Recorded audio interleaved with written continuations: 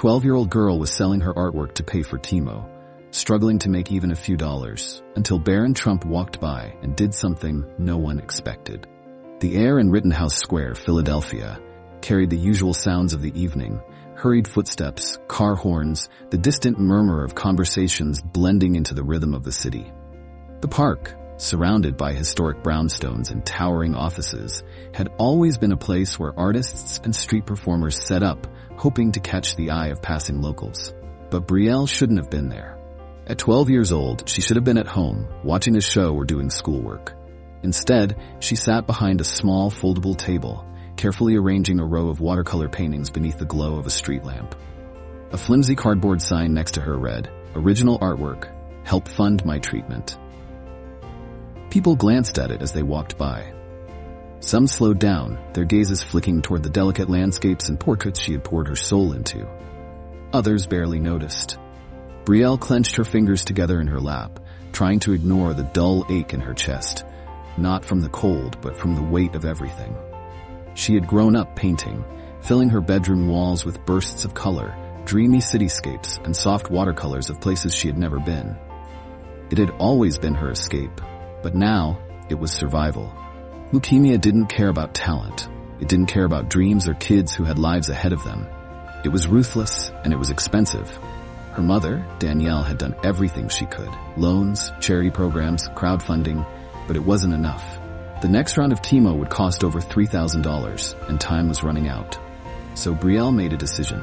She snuck out with a stack of her best paintings, a small foldable table, and a chair that wobbled slightly. Her mother would be furious if she found out, but Brielle couldn't sit at home, watching her mom lose sleep over numbers that never added up.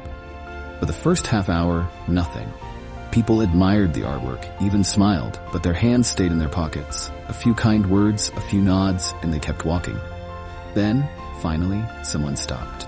An older woman dressed in a thick wool coat picked up a painting, a sunrise breaking through a layer of dark clouds. "These are lovely," she said, running a gloved finger over the edge of the paper.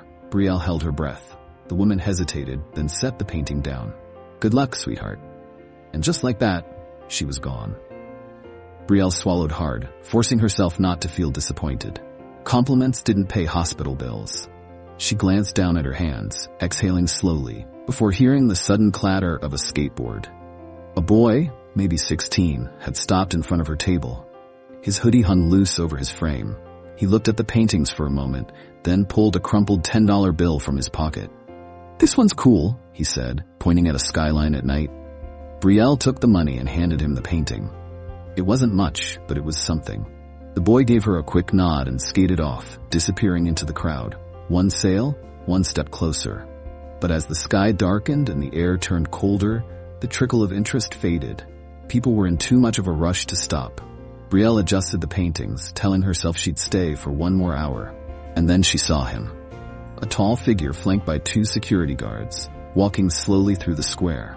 He wasn't in a hurry, his gaze shifting across the vendors and street musicians. Brielle didn't recognize him at first, but then he stopped right in front of her table. Her pulse quickened as the realization hit her. Barron Trump. He stood there, studying the paintings with quiet focus, his expression unreadable. Then, without a word, he picked up the sunrise painting, and what he did next left Brielle completely stunned. Brielle barely had time to process what was happening. Barron Trump, the Barron Trump, was holding one of her paintings. His expression was unreadable as he studied it. The security guard stood a few feet back, watchful but relaxed, as if this was just another stop on his evening walk. Brielle's fingers tightened in her lap. She had met plenty of people tonight who admired her work, but walked away when it came time to pay. She braced herself for the same outcome. "This is yours?" Barron asked, his voice calm but deeper than she expected. She nodded. "Yeah." His eyes flickered from the artwork to her face. "You're really talented." "Thanks," she said, shifting in her chair. Compliments were nice, but they wouldn't cover her chemo. Barron's gaze dropped to the small cardboard sign propped next to her table. He took a long moment reading it, his jaw tightening slightly. When he looked back up, something in his expression had changed. "How much?" he asked. Brielle hesitated. 25. The moment stretched. Barron didn't react, didn't blink. Then, slowly, he reached into the pocket of his coat, but instead of a wallet, he pulled out a hick, folded stack of cash. Brielle's breath caught. She watched as he calmly counted out 10 crisp $100 bills before setting them down on the table beside the painting. She stared, then looked up at him, her mouth slightly open.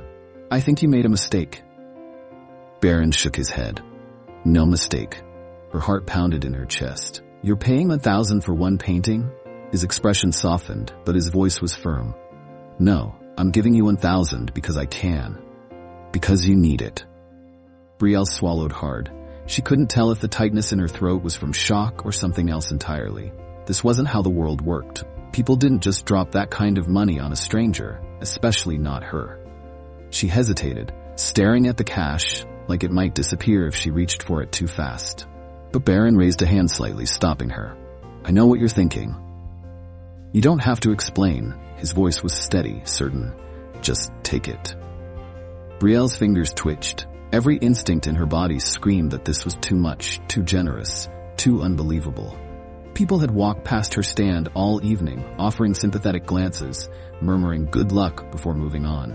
But here was someone who had actually stopped, who had actually done something. A gust of wind rushed through the square, rustling the edges of her paintings. The weight of the cash felt surreal in her hands. She looked back up at him, still trying to wrap her mind around it. I don't know what to say." Barron gave her a small nod, his gaze steady. "Then don't say anything." And just like that, he turned to leave. But Brielle couldn't let him walk away. Not yet. Brielle's heart pounded as she gripped the stack of cash in her hands. $1,000. More than she had made in months of selling her art. More than she had ever expected in one night. But something about it didn't sit right. Not that she didn't need the money. She did, desperately. But the way Barron had given it, without hesitation, left her feeling unsettled. Like there was more to this moment than she understood. As Barron turned to leave, something inside her snapped.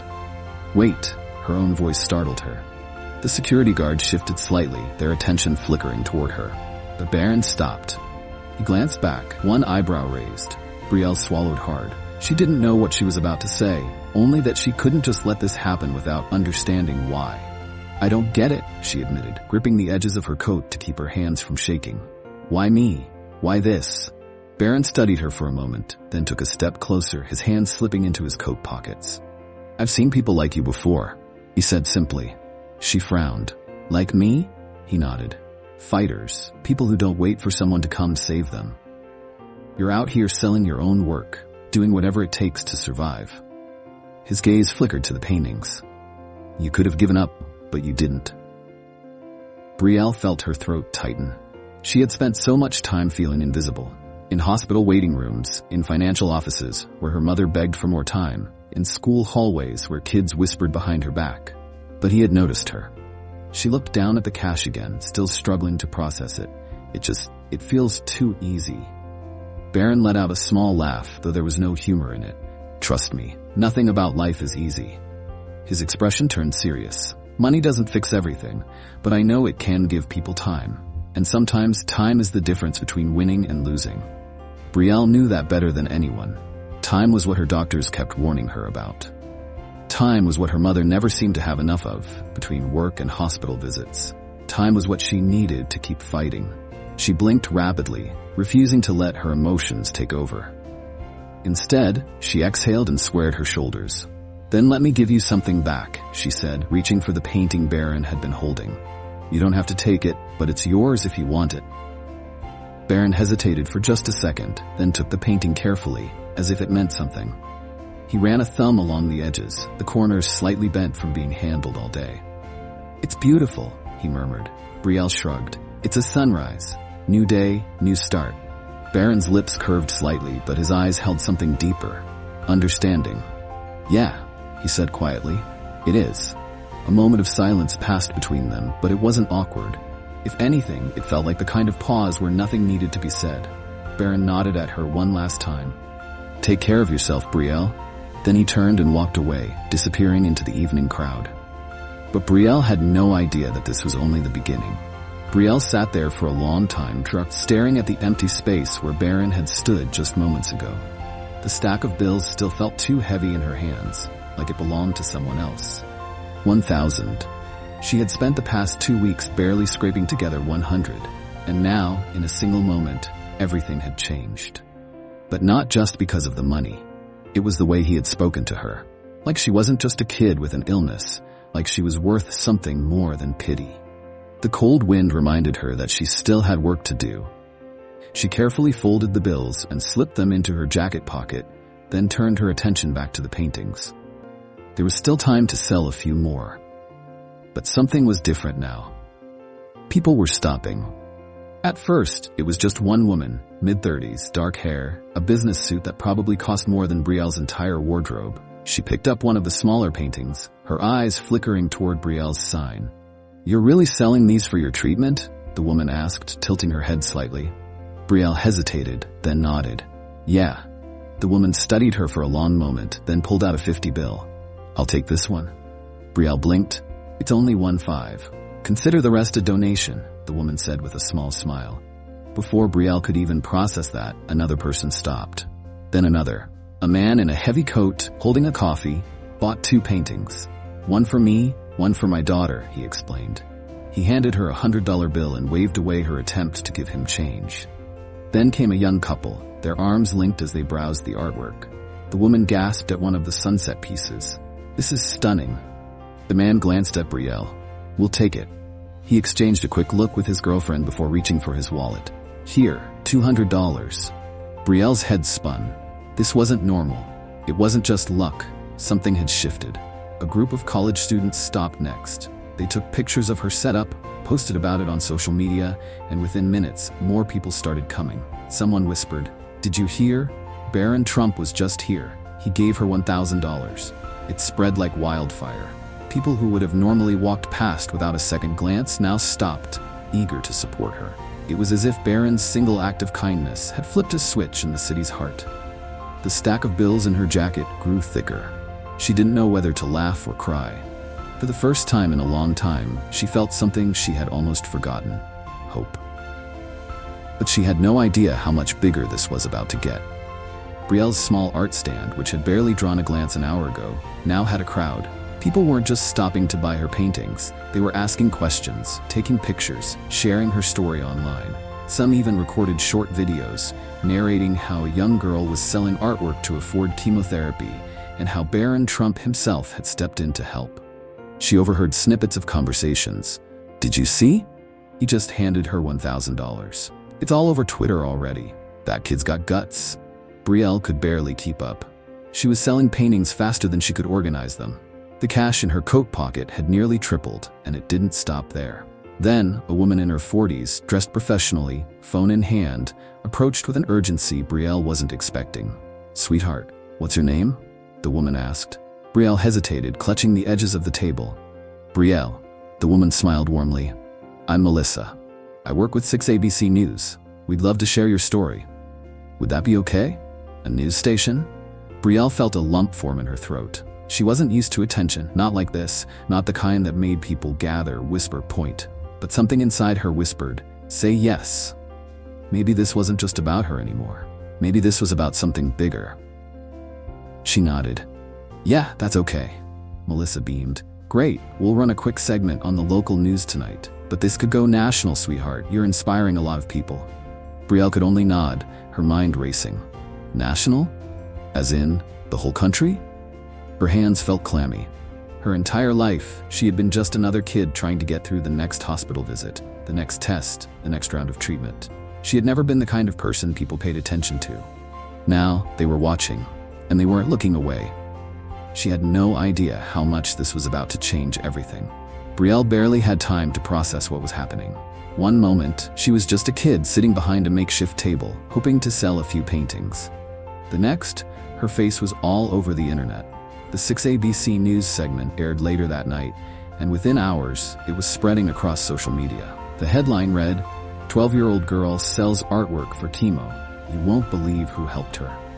By morning, her story had been shared thousands of times. Celebrities, influencers, even complete strangers were posting about her, calling her strength inspiring. People from all over the country were asking how they could help. Her mother, Danielle, had woken up to hundreds of missed calls. At first, she panicked, thinking something had gone wrong at the hospital. But when she checked her phone, she found messages from news reporters, charity organizations, and even a few anonymous donors. wanting to pay off Brielle's medical bills entirely.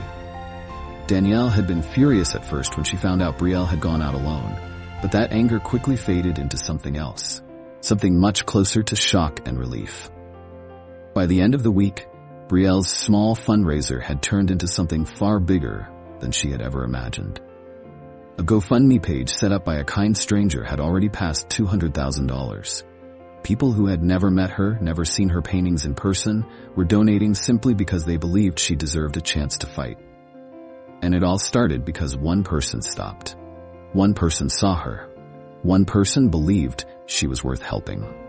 Brielle sat at the kitchen table, scrolling through message after message, each one filled with words of encouragement, prayers, and promises from people who wanted to help.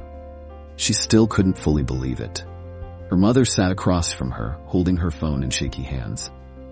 "Brielle," she whispered, eyes glistening with tears, "you're going to get your treatment, all of it.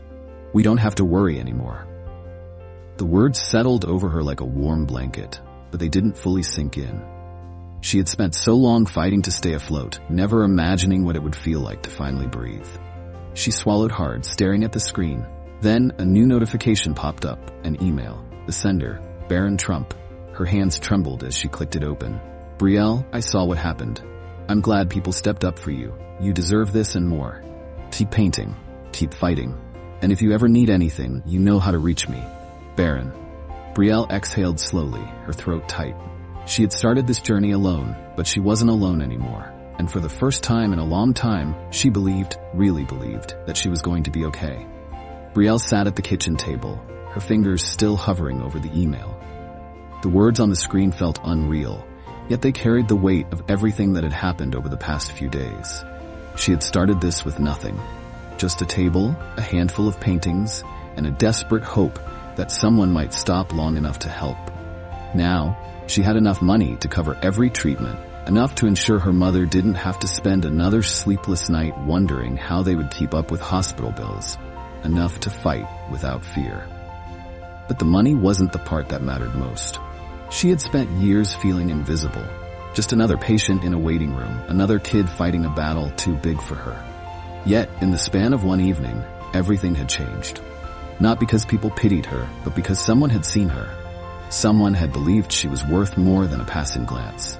And that one moment, Barron stopping at her stand, choosing to help instead of walking away, had reminded the world what kindness looked like. Her mother sat across from her, watching her closely. "How are you feeling?" Brielle didn't know how to put it into words. For so long, she had assumed that help wouldn't come unless she asked for it, unless she begged, unless she made people see how badly she needed it. But real kindness didn't work that way. It didn't wait to be noticed. It didn't demand attention. It just happened. A few days ago, she had been sitting in the cold, feeling like she was running out of time. Now, she was reading an email from someone who had changed her entire life with one choice. She looked at her mother and smiled, something lighter settling in her chest. I think I finally believe we're going to be okay." Danielle's lips trembled, and she reached across the table, gripping Brielle's hands. "We are." Brielle glanced at the stack of paintings still left on the table. People had called her strong, brave, resilient. But she wasn't any of those things because of her illness. She was those things because she had refused to let the world make her small. She had put her art out there even when it felt impossible. She had trusted that somewhere, somehow, someone would care. And they had. Barron's email still glowed on the screen, but Brielle no longer needed to reread it. She understood the lesson now. It wasn't about how much you had. It wasn't about how much you gave. It was about choosing to see people when no one else does. And one day, she knew she'd do the same for someone else. Because kindness doesn't stop, it moves forward. And that's how the world changes. If this story moved you, remember, kindness is free, but it has the power to change lives. Take a moment today to help someone, whether it's a stranger in need, a friend struggling, or simply by sharing this message. And if you want to see more inspiring stories, make sure to subscribe.